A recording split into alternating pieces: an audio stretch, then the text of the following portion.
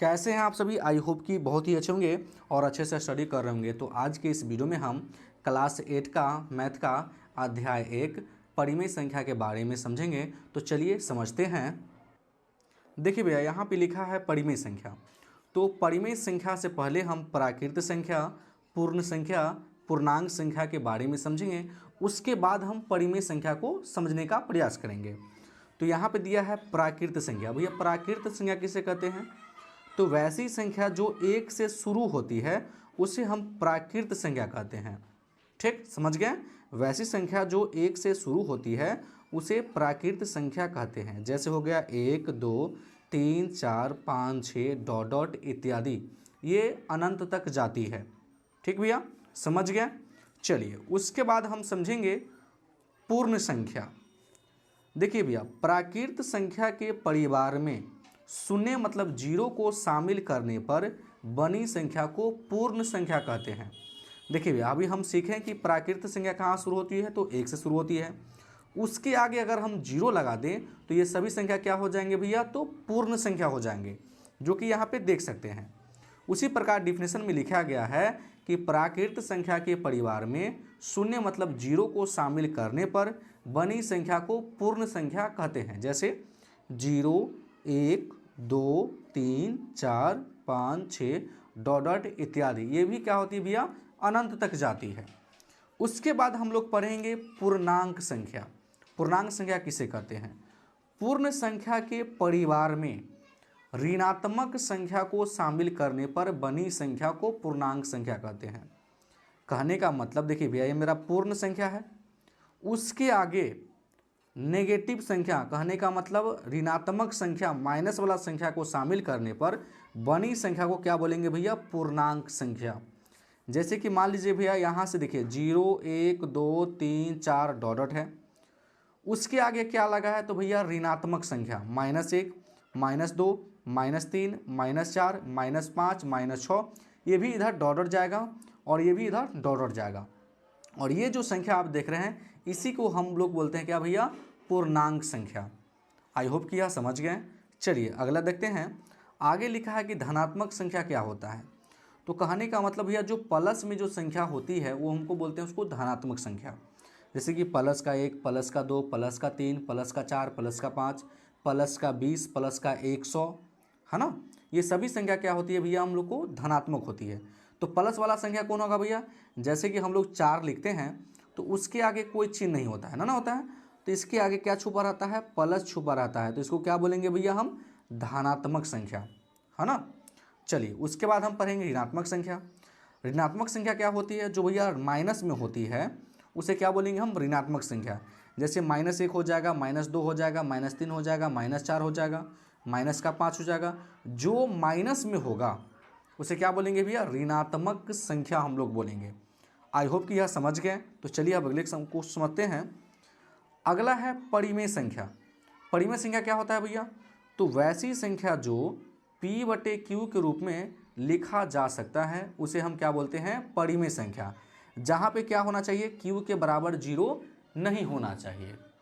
ठीक ना भैया। जैसे हो जाएगा 5/4/5, 2, 3, 0, 10/3। अब यहाँ पे कहिएगा सर बटे में तो कुछ नहीं है। तो देखिए भैया, बटे में कुछ नहीं तो मतलब कि यहाँ पे 1 है छुपा हुआ, है ना। यहाँ भी कुछ नहीं तो क्या है भैया, बटे में 1 है छुपा हुआ। यहाँ भी बटे में कुछ नहीं तो 1 यहाँ पे है छुपा हुआ, है ना। इन सभी संख्या को जो बटे में लिखा जाएगा उसे क्या बोलेंगे भैया, हम परिमेय संख्या। लेकिन सभी संख्या को परिमेय संख्या नहीं बोलेंगे। जिसका HCF क्या होगा भैया, जिसका HCF अगर 1 के बराबर आएगा उसी को हम क्या बोलेंगे भैया, परिमेय संख्या बोलेंगे। ठीक ना। जैसे कि मान लीजिए भैया 4/5 है, ठीक ना। तो 4/5 का अगर हम मौसा निकालते हैं, अगर 1 आता है तो इसको क्या बोलेंगे भैया, हम परिमेय संख्या बोलेंगे। आई होप कि यह समझ गए। तो चलिए हम आगे समझने का प्रयास करते हैं। अगला है भैया क्रमबीय नियमता। तो भैया क्रमबीय नियमता क्या होता है? तो भैया क्रमबीय नियमता जो होता है, कहने का मतलब क्रम को बदलना ही क्या कहलाता है भैया, क्रमबीय नियमता कहलाता है। जैसे कि मान लीजिए इसका सूत्र क्या है, A + B = B + A। जो योग है वो क्रमबीय नियमता को फॉलो करता है, माने कि पालन करता है। जो योगफल होता है क्रमबेह नियमता में, तो भैया योग जो है क्रमबेह विहीनता को पालन करता है। जैसे मान लीजिए कि क्या फॉर्मूला है, a प्लस बी बराबर b प्लस का a। अगर मान लीजिए कि a के जगह पे हम 4 मान लें, b के जगह पर क्या मान लें भैया 2 मान लें, ठीक, यहाँ तक समझ गए आप। बराबर है तो बराबर, b है और प्लस का a है, तो b का मान क्या है भैया 2 है, प्लस है तो प्लस, a का मान क्या माने हम 4 माने हैं, ठीक। अगर इस दोनों को जोड़ेंगे तो क्या आएगा भैया 6 बराबर 6 आया। अगर दोनों आपस में बराबर आ गया तो ये जो योग है क्रमबेह नियमता को पालन करता है, माने फॉलो कर रहा है। तब हम बोलेंगे कि योगफल जो है योग क्रमबेह नियमता को पालन करता है, जब दोनों आपस में बराबर आएंगे तब। समझ गए यहाँ तक। जैसे कि मान लीजिए कि भैया a के जगह पे हम 8 मान लिए, ठीक, b के जगह पे हम 4 मान लिए, बराबर, फिर प्लस b प्लस a है, तो b का जो मान माने हैं 4 माने हैं, तो यहाँ पे लिख देंगे 4, और a का मान क्या माने हैं 8। अगर 8 4 जोड़ें तो क्या होगा बराबर, इधर भी 4 8 जोड़े तो क्या होगा बराबर, ठीक। तो यहाँ पे देख रहे हैं कि जो हल कर रहे हैं तो 12 बराबर 12 आ रहा है, दोनों आपस में बराबर आ रहा है। तो जो योग है क्रमबेह विहीनता को पालन करता है, हम बोलेंगे, है ना। चलिए अब इसको दूसरा पॉइंट देखते हैं। इसका दूसरा पॉइंट है कि a गुने b बराबर b गुने a गुणन क्रमबेह नियमता है। अब भैया यहाँ पे बोल रहा है कि जो गुणन है ना, जो गुना किसी भी संख्या, दो संख्या को जब गुना करेंगे तो वो क्रमबेह नियमता को पालन करता है। अब यहाँ पे बोला है कि a गुने b बराबर b गुने a, गुणन जो है क्रमबेह नियमता का पालन करता है। अब हम लोग जांचेंगे कि पालन करता है कि नहीं करता है। तो a के जगह पे जैसे मान लीजिए 4 है, b के जगह पे 2 है, ठीक, और इधर क्या है b गुने a है, ठीक ना। तो b के जगह पे क्या माने हैं 2, तो 2 लिख देंगे हम, है ना, और 4 कहाँ पे लिख देंगे a के जगह पे लिख देंगे। इस दोनों को जब गुना करेंगे तो 4 दूना 8, फिर क्या होगा भैया 4 दूना 8। देख रहे हैं कि दोनों आपस में बराबर आ रहा है। अगर बराबर आ रहा है तो भैया गुणन जो है ना क्रमबेह नियमता को पालन करता है, ठीक ना भैया, समझ गए यहाँ तक। अगर ये दोनों आपस में बराबर नहीं आएंगे तो गुणन जो होगा क्रमबेह नियमता का पालन नहीं करेगा, ठीक है। चलिए अब तीसरे पॉइंट को सीखते हैं। तो यहाँ व्याकलन लिखा है, व्याकलन का मतलब होता है घटाव करना, सॉरी घटाना, है ना। जैसे मान लीजिए a माइनस बी के बराबर नहीं है b माइनस ए, ठीक, यहाँ बोला है कि व्याकलन क्रमबेह नियमता का नहीं है, जो घटाव है क्रमबेह नियमता नहीं है। तो हम जांचेंगे। जैसे a के जगह पे हम मान लिए 4, b के जगह पे मान लिए 2, और इसके बराबर नहीं है b माइनस ए, तो b के जगह पे क्या माने हैं 2, तो 2 लिख देंगे, क्रम बदल दिए, माइनस हो तो माइनस, a का मान क्या माने हैं 4, तो यहाँ पे लिख देंगे हम 4, ठीक। 4 में से 2 गया, क्या होगा भैया 2, फिर इसके बराबर नहीं है, अब 4 -4 में से 2 जाएगा तो क्या होगा माइनस का 4। अब यहाँ जो आप देख रहे हैं कि ये दोनों आपस में बराबर नहीं आ रहा है। अगर ये दोनों आपस में बराबर नहीं आ रहा है बाबू, तो ये क्या है, जो घटाव है ना वो क्रमबेह नियमता का पालन नहीं करता है, ठीक। अब चलिए हम भाग में देखते हैं कि पालन करता है कि नहीं करता है। देखिए भाग में क्या लिखा है, a भागा b के बराबर नहीं है b भागा a। अगर a के जगह पे हम 4 मान लें और b के जगह पे 2 मान लें, और इसके बराबर नहीं है b भागा 2, है ना, b भागा a, तो b के जगह पे क्या माने हैं a, तो a, भागा का चिन्ह है तो भागा, a के जगह पे क्या माने हैं तो 4, तो 4 लिख देंगे। अब 2 से भाग करेंगे 4 में तो क्या होगा 4 बटे का 2, और इसके बराबर नहीं है 2 बटे क्या आ जाएगा भैया 4। अगर इसको हम काटते हैं तो कितना से कटेगा भैया 2 से कटेगा, कोई दिक्कत। अगर इसको काटें तो 1 बटे 2, कहने मतलब 2 के बराबर नहीं है 1 बटे 2।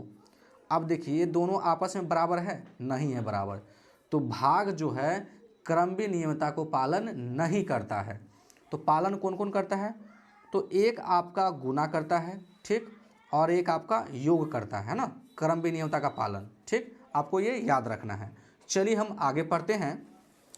आगे भैया सहचारता नियम।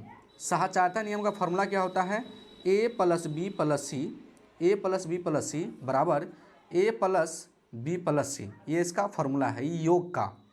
इसमें भी क्या होता है भैया, सहचारता में योग जो है पालन करता है सहचारता का, और गुना भी पालन करता है, लेकिन घटाव और भाग पालन नहीं करता है।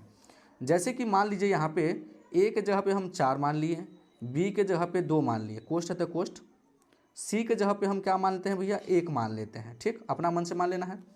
ए का मान क्या है भैया, ए के जगह पे हम माने हैं 4, तो यहाँ पे लिख देंगे 4 प्लस बी के जगह पे क्या माने हैं 2, तो 2 लिख देंगे। सी के जगह पे क्या माने हैं 1, तो यहाँ पे 1 लिख दिए। अब हल करके देखते हैं, 2 4 6, अब प्लस का 1, ठीक, फिर 4 है तो 4 प्लस 2 आए क्या हो जाएगा भैया, तो 3 हो जाएगा। इसको जोड़ेंगे तो 7 और इसको भी जोड़ेंगे तो 7। देखिए भैया आपस में दोनों बराबर आ गया। तो कहने का मतलब ये जो योग है सहचारता का नियम का पालन करता है, हम बोलेंगे। अगर बराबर नहीं आएगा तो हम बोलेंगे कि सहचारता का नियम का पालन नहीं करता है। चलिए अब हम गुणन पे प्रयोग करते हैं। अब देखिए भैया सहचारता का गुणन देखिए, ए के जगह पे 2 मान लिए, बी के जगह पे 4 मान लिए, ठीक, गुना सी, सी के जगह पे हम 1 मान लेते हैं बराबर। अब बताइए ए के जगह पे क्या माने हैं 2, तो यहाँ पे लिख देंगे 2 गुना बी के जगह पे क्या माने हैं आप, तो बी के जगह पे 4 माने हैं तो यहाँ पे लिख दीजिए 4, और सी के जगह पे क्या माने हैं, सी के जगह पे हम 1 माने हैं तो 1 रख दीजिए। इस दोनों को गुना करेंगे तो आ हो जाएगा 8, फिर गुना का 1 बराबर, फिर 2 का 2 और 4 एकम 4। अगर इस दोनों को अगर हम गुना करें तो 8 होगा, और इस दोनों को गुना करें तो 8 होगा। ये दोनों आपस में बराबर आ गया। तो कहने का मतलब जो गुना होता है, जो गुना हम लोग किसी संख्या में करते हैं, वह सहचारता नियम का पालन कर रहा है, हम बोलेंगे। ठीक ना। चलिए अब हम योज्य प्रतिलोम को सीखेंगे। ये आपका बहुत ही मोस्ट है। अब देखिए योज्य प्रतिलोम क्या होता है। जैसे मान लीजिए कि योज्य प्रतिलोम का हम मान लिए कि 2/3 एक परिमेय संख्या है ना। अब 2/3 में कौन से परिमेय संख्या को जोड़ा जाए, है ना, कि हल करने पे 0 आए। 2/3 में कौन से परिमेय संख्या को जोड़ा जाए जो कि बराबर में क्या है भैया, 0 आए। तो अगर हम इसको 2/3 है, अगर हम माइनस के 2/3 जोड़ें और इसका हल करें तो क्या आएगा भैया। अगर लॉसा लेंगे 3 और 3 का लॉसा लेंगे तो 3 आएगा। 3 यहाँ भी है 3 यहाँ भी है, 1 से भाग जाएगा तो 2 का 2 ही रहेगा, प्लस है तो प्लस, 3 यहाँ भी है 3 यहाँ भी है, 1 से ही भाग जाएगा तो क्या हो जाएगा भैया, ये माइनस का 2 ही रहेगा ना। तो 1 प्लस में 1 माइनस में क्या आएगा भैया, तो घट के 0 आ जाएगा, बटे का 3 से भाग करेंगे 0। ठीक ना। अगर यहाँ पे 0 आ रहा है तो हम बोलेंगे कि 2/3 का जो योज्य प्रतिलोम हो गया माइनस के 2/3। और आप ये भी बोल सकते हैं कि माइनस 2/3 का योज्य प्रतिलोम क्या हो गया, 2/3 हो गया। समझे बात। अगर हम आपसे पूछ दें कि 4/5 का योज्य प्रतिलोम क्या होगा, योज्य प्रतिलोम क्या होगा, तो जो प्लस में संख्या है उसको माइनस में कर दीजिए। तो 4/5 है तो यहाँ पे कर दीजिए माइनस के 4/5। ठीक। अगर हम माइनस 4/5 का योज्य प्रतिलोम बोलेंगे तो क्या बोलिएगा आप, 4/5। अगर माइनस का 2 है, अगर हम बोले इसका योज्य प्रतिलोम क्या होगा, योज्य प्रतिलोम तो क्या होगा, तो आप बोलिएगा कि सर -2 है तो डायरेक्ट लगा दीजिए ना, 2 लिख दीजिए ना, इसका योज्य प्रतिलोम हो गया। अगर हम पूछे सर 2 का योज्य प्रतिलोम क्या हुआ था, क्या बोलिएगा सर ये प्लस में है तो माइनस में ले लीजिए, इसको हो गया। अगर यहाँ पे पूछ देंगे भैया कि माइनस के 7/5 का योज्य प्रतिलोम क्या होगा, योज्य प्रतिलोम क्या होगा, तो आप बोलिएगा सर अभी आप बताए हैं कि माइनस के 7/5 रहेगा तो आप बराबर में 7/5 ले लीजिए। तो -7/5 का योज्य प्रतिलोम क्या हो गया, 7/5 हो गया। अगर आप पूछते हैं हमसे कि 7/5 का योज्य प्रतिलोम क्या होगा तो हम क्या बोलेंगे, माइनस के 7/5 बोल देंगे। समझ में आया। चलिए आई होप कि यह समझ गए। चलिए आगे हम सीखते हैं गुणात्मक प्रतिलोम।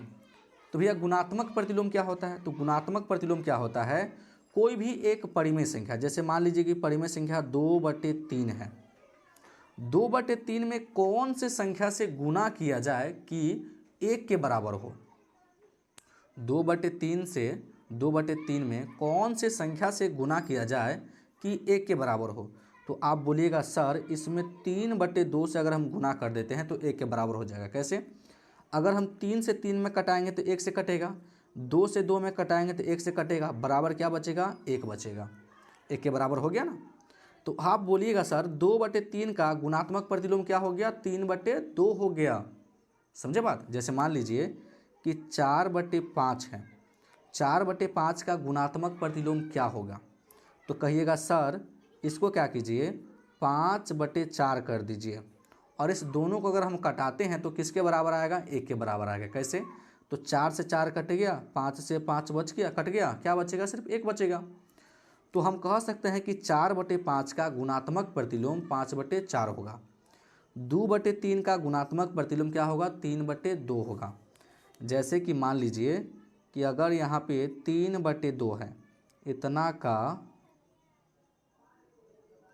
गुणात्मक प्रतिलोम क्या होगा? तो देखिए भैया 2/3 है ना, तो उसको पलटा दीजिए, 2/3 कर दीजिए। 3/2 है तो पलटा दीजिए, 2/3 हो जाएगा। जैसे कि मान लीजिए यहाँ पे 5/6 है, अगर 5/6 का गुणात्मक प्रतिलोम पूछ दिया तो 6 ऊपर और 5 नीचा। 10 मान लीजिए कि 10/3 है ना, इसका पूछ ले गुणात्मक प्रतिलोम क्या होगा? तो 3 ऊपर 10 नीचा। समझ गए बात? बहुत समझदार हैं आप, समझ गए होंगे। अगर मान लीजिए कि 2-2/3 है, अगर इसका गुणात्मक प्रतिलोम पूछ ले तो क्या होगा? तो आप बोलिएगा सर 3 ऊपर होगा, -2 नीचा होगा। हो गया गुणात्मक प्रतिलोम। आई होप कि यह वीडियो आपको पसंद आ गया होगा। तो अगर मेरा यह वीडियो आप लोगों को पसंद आता है तो वीडियो को लाइक कर दीजिएगा और चैनल को ज़रूर सब्सक्राइब कर दीजिए। वीडियो देखने के लिए बहुत बहुत धन्यवाद।